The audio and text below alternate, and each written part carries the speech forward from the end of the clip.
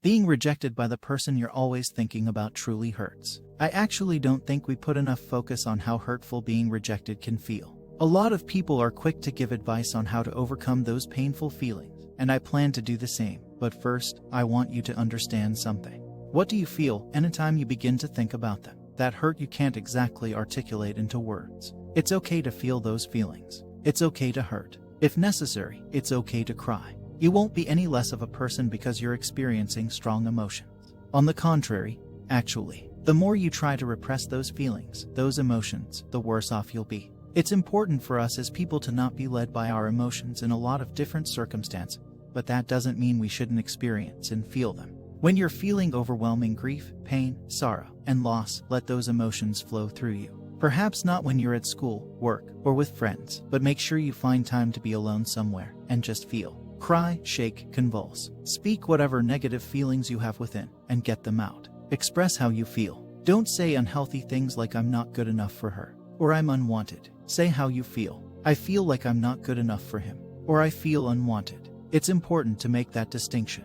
You aren't ugly, unwanted, worthless, powerless, or unlovable. You simply feel that way at this moment. Express and express until you feel like everything is out. It may take a moment. It may take an hour or two. It doesn't matter how long the process takes. The first step in overcoming strong negative feelings is to experience them fully. Get it out of your body, your heart, your soul. Do this now. Don't worry. When you come back, you can continue reading what I have to share with you. It'll help you to truly overcome all the damage that rejection can cause. Now, when it comes to dealing with feelings of rejection from someone you like, you have that negative reaction because you don't understand 3 important facts of life, love, and relationships. The fact that you don't know those 3 things isn't your fault. You were probably never taught what they were, and again, that's okay. Those 3 important facts are as follows. Everybody has their own value system and perspective on life. Not everybody will be a match for you. Your value isn't determined by the people you don't match with. Now that you know the 3 facts, I'll explain why each is important,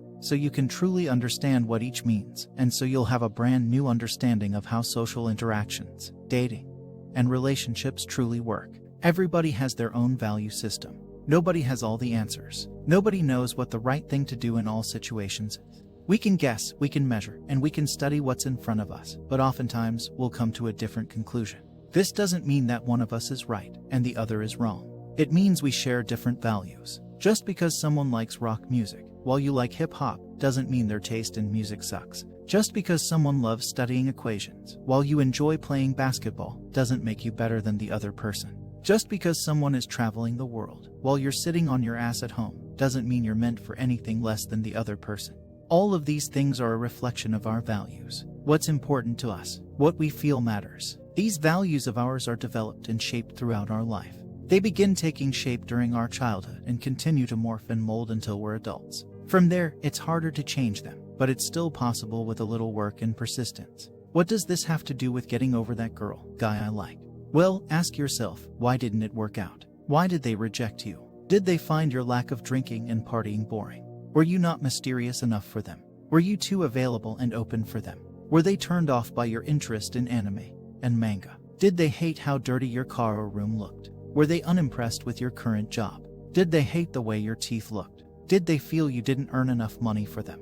Did they just ghost you? On the other side of the spectrum, did they find you too outgoing and extroverted? Was your energy too high for them? Did they feel you were too into fitness and health? Did they think you earned too much money? Did they feel inadequate compared to your friends? Did they feel you were too proper and mature? When people don't mirror our values, and we aren't open-minded enough to accept their differing perspectives, we tend to do one of 2 things. First is aiming to change or alter their values to be more in line with our own. Second is to be repulsed by them, because we see their challenging values as wrong or below ours. Not everybody will be a match for you. Because people have different values, it should be obvious that some people will click better than others. Sometimes you'll come across a woman who seems to embody all of your own values, but she'll have one deal breaker that you just can't agree with, so the relationship fails. Other times, you'll have a guy who hardly matches your values, but the values he doesn't match with aren't the most important for you, so you compromise and accept him as is. The relationship isn't as strong as it could be, but you manage just fine.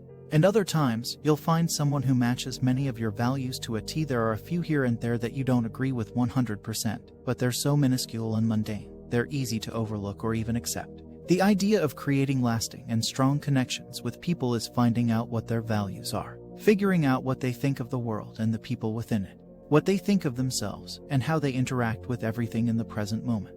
Issues arise in dating and relationship building when you come across someone who doesn't share your values, and you try to ignore the fact, or worse, try to change the person into what you ideally want them to be. She's perfect, physically. Great body, big boobs, a nice butt, and a smile to die for. But she loves to party and get drunk.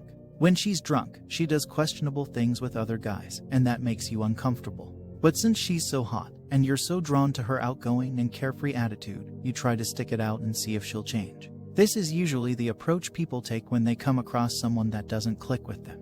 They're drawn to certain characteristics and values but repulsed by others. But because they're so desperate to be with someone, anyone that can give them what they're looking for, they'll settle, in hopes of changing the person later on down the line. This will only ever lead to pain and suffering, as you're forcing yourself to click with someone whose values you don't agree with.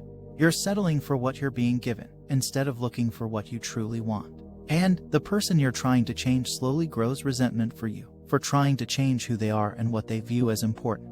It's a bad situation for everybody involved. You can't try and change someone because they aren't what you want them to be. You must simply accept them for who they are, and if they aren't a match for you, move on. They won't change for you, they'll only change for themselves. They aren't meant to click with you, they're meant to click with someone else. This leads to the third and final point. Your value isn't determined by the people whom you don't match with. Too many people face rejection in their lives by a person they want to be with and look at themselves as the reason things didn't work out. They think they didn't do enough, didn't try hard enough, or simply weren't good enough. All that happened was a conflict in values. You didn't match with the person because your values weren't compatible. It wouldn't have mattered how many scenarios you played in your head, the relationship wouldn't have worked out. Not because you weren't good enough, and not because they weren't good enough, but because your values weren't aligned.